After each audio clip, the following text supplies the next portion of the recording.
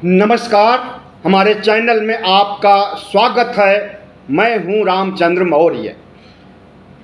साथियों, लंबे समय से आशंका व्यक्त की जा रही थी कि प्रधानमंत्री नरेंद्र मोदी हार के कगार पर खड़े होने के बावजूद या हार जाने के बावजूद सत्ता में बने रहने के लिए कुछ भी कर सकते हैं, और वह आशंका आज चरितार्थ हो रही है।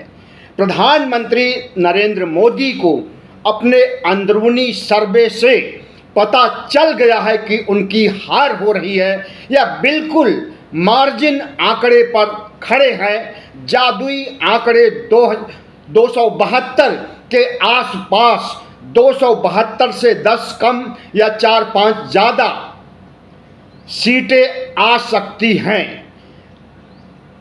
272 से कम आने की स्थिति में खबर है कि भारतीय जनता पार्टी के अंदर भी विद्रोह हो सकता है और अटल बिहारी वाजपेयी के जमाने की एनडीए फिर से सक्रिय हो सकती है, और 272 तक न पहुंचने पर नरेंद्र मोदी को हटा करके किसी अन्य को प्रधानमंत्री बनाने की कवायद की जा सकती है। इसी कवायद से निपटने के लिए, विपक्ष से शक्ति से निपटने के लिए, शायद इसीलिए प्रधानमंत्री नरेंद्र मोदी सेना का इस्तेमाल करना चाहते हैं, सेना प्रमुख का इस्तेमाल करना चाहते हैं। यही वजह है कि 30 मई को रिटायर्ड होने वाले जनरल मनोज पांडे को, जो कि आर्मी के प्रमुख हैं, 6 दिन पहले एक्सटेंशन दे दिया गया। उनका कार्यकाल 1 महीने के लिए बढ़ा दिया गया। आज विपक्ष और बुद्धिजीवी समाज प्रधानमंत्री नरेंद्र मोदी से सवाल कर रहा है कि चुनाव के दौरान सेना प्रमुख को एक्सटेंशन 1 महीने के लिए क्यों दिया गया। क्या प्रधानमंत्री नरेंद्र मोदी बलपूर्वक प्रधानमंत्री बने रहना चाहते हैं? हार के बावजूद प्रधानमंत्री पद की कुर्सी न छोड़ने के लिए सेना अध्यक्ष का उपयोग कर सकते हैं। पैरामेडिकल और आर्मी फोर्सेस का इस्तेमाल अपने विद्रोहियों को, अपने विपक्ष को दबाने के लिए उसका इस्तेमाल कर सकते हैं। तो आज पूरा विपक्ष ही नहीं, बल्कि जागरूक मतदाता, बुद्धिजीवी समाज प्रधानमंत्री नरेंद्र मोदी से सवाल कर रहा है कि संवैधानिक प्रावधानों के अनुसार चुनाव आयोग द्वारा आहूत किए गए चुनावों के संपन्न होने के बाद, जैसे कि परंपरा रही है 1952 से, हार होती है तो प्रधानमंत्री को कुर्सी छोड़ देनी चाहिए। लेकिन जैसा कि पहले कहा गया है कि 2024 का चुनाव आम चुनाव की तरह नहीं है, पिछले 16 हुए लोकसभा चुनाव की तरह नहीं है। यह खास तरह का चुनाव है, इसीलिए खास तरह की रणनीतियां भी प्रधानमंत्री नरेंद्र मोदी बना रहे। प्रधानमंत्री नरेंद्र मोदी समझ रहे हैं कि वह कुर्सी से हटने वाले हैं। उनके अंदरूनी सर्वे, CSDS के सर्वे और तमाम सर्वे चीख चीख करके कह रहे हैं कि भारतीय जनता पार्टी को 272 का जादुई आंकड़ा नहीं मिल रहा है। तो बगैर आंकड़ा मिले, बगैर जादुई आंकड़ा 272 तक पहुंचे, प्रधानमंत्री नरेंद्र मोदी अपनी कुर्सी को गंवाना नहीं चाहते हैं, भले ही 272 से कम सीटें उन्हें मिले। और इसी क्रम में कुर्सी पर बने रहने के लिए पुलिस का इस्तेमाल तो होगा, पैरामेडिकल फोर्सेस का इस्तेमाल तो होगा, यहाँ तक कि आर्मी का भी इस्तेमाल करने का मन बना चुके हैं। रक्षा मंत्रालय ने एक बयान जारी करके कहा है कि 31 मई से 30 जून तक सेना प्रमुख मनोज पांडे का कार्यकाल बढ़ाया जा रहा है। 2022 से मनोज पांडे सेना प्रमुख हैं और इसी 30 तारीख को रिटायर्ड होने वाले थे, लेकिन नहीं रिटायर्ड होंगे और 1 महीने तक और उनका कार्यकाल बढ़ाया गया है। अगर युद्ध की आशंका होती, चीन के बॉर्डर पर, पाकिस्तान के बॉर्डर पर या बांग्लादेश या किसी भी देश के बॉर्डर पर तनाव होता, युद्ध की आशंका होती, ऐसे समय में अगर कार्यकाल बढ़ाया जाता तो कोई भी सवाल नहीं उठाता। आपको मालूम होना चाहिए कि 1971 में जब बांग्लादेश की आज़ादी कराई थी तत्कालीन प्रधानमंत्री इंदिरा गांधी ने, तो उस समय के सेना अध्यक्ष जनरल सैम मानेकशॉ को भी एक्सटेंशन दिया गया था अपने सेवा काल के समय, और उसी सेवा काल के समय एक्सटेंशन देने पर उन्होंने पाकिस्तान के 2 टुकड़े कर दिए और बांग्लादेश को अलग कर दिया। पूर्वी पाकिस्तान और पश्चिमी पाकिस्तान अलग अलग हो गया। लेकिन आज ऐसी कोई भी स्थिति नहीं है, न सीमा पर तनाव है, न युद्ध की आशंका है। और ऐसे में अगर मनोज पांडे का कार्यकाल विस्तार किया जा रहा है तो सवालों के घेरे में होना स्वाभाविक है।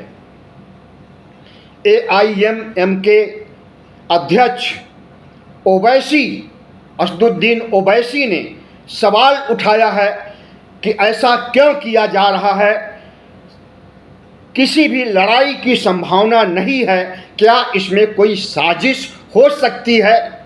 और इसी साजिश की तरफ विपक्ष के अन्य नेताओं ने भी उंगली उठाई है कि प्रधानमंत्री नरेंद्र मोदी कोई ऐसा कदम उठाना चाहते हैं, विपक्ष के खिलाफ कुछ ऐसा करना चाहते हैं जिसके लिए उन्हें सेना की जरूरत पड़ सकती है।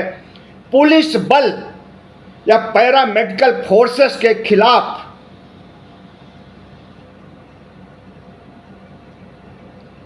पैरामेडिकल फोर्सेस का इस्तेमाल तो हो सकता है, लेकिन सेना का इस्तेमाल होना बहुत ही दुर्भाग्यपूर्ण है।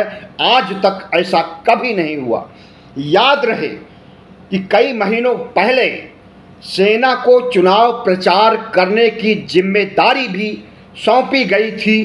भारतीय जनता पार्टी के पक्ष में वोट मांगने के लिए उन्हें कहा गया था और सेना ने बखूबी इसका इस्तेमाल किया था और भारतीय जनता पार्टी का प्रचार किया था। उस समय भी विपक्ष ने आवाज उठाई थी, लेकिन उसकी आवाज नकार खाने में तूती की आवाज ही साबित हुई थी।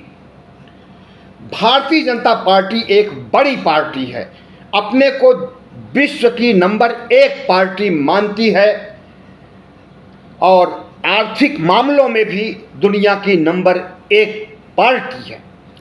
भारतीय जनता पार्टी के अंदर कई गुट, कई खेमे हो गए हैं। आरएसएस से जुड़े हुए खेमे भी हैं और नरेंद्र मोदी से जुड़े हुए खेमे भी हैं। नरेंद्र मोदी का खेमा 2014 से राज कर रहा है और इन 10 सालों में आरएसएस को भी नज़रअंदाज किया है। इतनी बड़ी पार्टी होने का दंभ पाला है और अहंकार की वजह से प्रधानमंत्री नरेंद्र मोदी के तानाशाही रवैये की वजह से आरएसएस भी चुनाव प्रचार से 2024 के लोकसभा चुनाव के प्रचार से हाथ खींच लिया है। तो क्या आरएसएस को सबक सिखाना चाहते हैं नरेंद्र मोदी? और पिछले दिनों जेपी नड्डा जो भारतीय जनता पार्टी के अध्यक्ष हैं, इन्होंने जो बयान दिया था एक इंटरव्यू में एक बड़े अखबार को, उससे यही साबित होता है कि नरेंद्र मोदी और मोहन भागवत के बीच तलवारें खिंची हुई हैं। तो क्या आरएसएस को सबक सिखाना चाहते हैं? भारतीय जनता पार्टी का जो गुट बागी होने वाला है, बगावत पर उतरने की आशंका है, उसे सबक सिखाना चाहते हैं? या इंडिया गठबंधन के तमाम नेताओं राहुल गांधी, सोनिया गांधी, मल्लिकार्जुन खड़गे, अखिलेश यादव, तेजस्वी यादव, ममता बनर्जी के खिलाफ सेना का इस्तेमाल करना चाहते हैं? आपने देखा होगा कि पिछले दिनों बिहार में चुनाव प्रचार करते हुए तेजस्वी यादव को जिस अंदाज में नरेंद्र मोदी ने धमकी दिया और कहा कि चुनाव प्रचार तक हेलीकॉप्टर में उड़ लीजिए, उसके बाद तुम्हें असली जगह भेज दिया जाएगा। और इस बात को लेकर के पूरे विपक्ष ने नरेंद्र मोदी पर निशाना साधा और कहा कि नरेंद्र मोदी के इशारे पर ईडी, सीबीआई, आईटी रेड डालती है और नरेंद्र मोदी के इशारे पर लोगों की गिरफ्तारियां करती है। यह सब कुछ अपने आप साबित हो गया प्रधानमंत्री के बिहार में दिए हुए भाषण से कि हेलीकॉप्टर में घूम लीजिए जब तक चुनाव है और चुनाव बाद तुम्हें असली जगह पहुंचा दिया जाएगा। तो प्रधानमंत्री नरेंद्र मोदी चारों तरफ से घिर गए हैं, आरएसएस की तरफ से, भारतीय जनता पार्टी की तरफ से, विपक्ष की तरफ से और 97 करोड़ मतदाताओं की तरफ से भी। आपको पता है कि 2024 का लोकसभा चुनाव विपक्ष नहीं लड़ रहा है। जिस तरह से विपक्ष बटा हुआ था, जिस तरह से विपक्ष के पास आर्थिक अभाव था, जिस तरह से विपक्ष में आपसी तू मैं थी और जिस तरह से विपक्ष को खत्म करने की सुपारी सीबीआई, ईडी, आईटी को नरेंद्र मोदी ने सौंप रखा था, उससे विपक्ष मजबूत नहीं हो सका। लेकिन फिर भी विपक्ष लड़ रहा है। लेकिन अगर कोई विपक्ष का साथ दे रहा है या प्रधानमंत्री नरेंद्र मोदी को फाइट कर रहा है, तो इस देश के 97 करोड़ मतदाताओं का जनसैलाब लड़ रहा है नरेंद्र मोदी और भारतीय जनता पार्टी से। तो क्या प्रधानमंत्री नरेंद्र मोदी सेना का इस्तेमाल करके अपने मुख्य प्रतिद्वंदी 97 करोड़ मतदाताओं का इस्तेमाल को दबाने के लिए इस्तेमाल करना चाहते हैं, इन्हें रौंदने के लिए इस्तेमाल करना चाहते हैं सेना का? हमें तो कुछ ऐसा ही लगता है और ऐसा तमाम पत्रकारों का भी मानना है।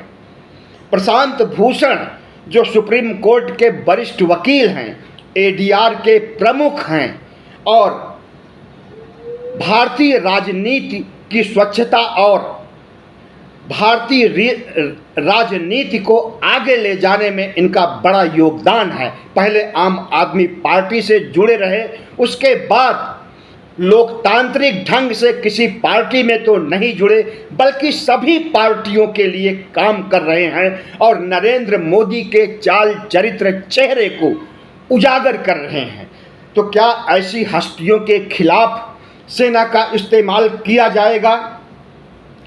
हमें तो लगता है कि प्रधानमंत्री नरेंद्र मोदी हार के बावजूद जब कुर्सी से नहीं उतरेंगे तो इस देश के मतदाताओं को, इस देश में होने वाले आंदोलन को कुचलने के लिए सेना का इस्तेमाल करना चाहते हैं।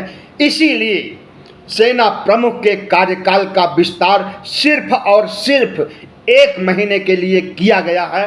और अगर जिनके बारे में मैंने बताया कि भारतीय जनता पार्टी, आरएसएस, मतदाता, विपक्ष के खिलाफ सेना का इस्तेमाल करना होगा, तो 4 जून के हार के समय से ही इस्तेमाल हो जाएगा और यह घमासान कब तक चलेगा कुछ नहीं कहा जा सकता है। प्रधानमंत्री नरेंद्र मोदी क्या गृह युद्ध करना चाहते हैं? सेना होती है बॉर्डर पर लड़ने के लिए, दूसरे देश के आक्रमण से इस देश को बचाने के लिए अपने बल का इस्तेमाल करती है देश की रक्षा सुनिश्चित करने के लिए। लेकिन उसी सेना को अगर देश के आंतरिक मामलों में इस्तेमाल किया जाएगा तो क्या यह दुर्भाग्यपूर्ण नहीं होगा? बिल्कुल दुर्भाग्यपूर्ण है। और नरेंद्र मोदी हार के डर से जिस तरह से बदहवासी की स्थिति में आ गए हैं, कभी आप अपने आप को परमात्मा का भेजा हुआ दूत बताते हैं और कभी इनके चाटुकार मीडिया कर्मी और इनके चाटुकार नेता इन्हें विष्णु का अवतार घोषित करते हैं और कभी इन्हें विश्व का सबसे बड़ा महामानव और विश्व गुरु का तमगा देते हैं। प्रधानमंत्री नरेंद्र मोदी की छवि जो बनाई गई है उसे कायम रखने के लिए और प्रधानमंत्री की तीसरी शपथ सुनिश्चित करने के लिए भारतीय जनता पार्टी का एक खेमा कुछ भी कर सकता है। अभी तो ये शुरुआत है, आगे और भी कुछ हो सकता है। सेना प्रमुख के अलावा इससे भी ज़्यादा ज्वलंत और बीभत्सकारी दृश्य उत्पन्न हो सकता है। आप देखते रहिए कि क्या होता है। बहुत बहुत धन्यवाद। हमारे चैनल को सब्सक्राइब कीजिएगा, लाइक कीजिएगा और शेयर कीजिएगा।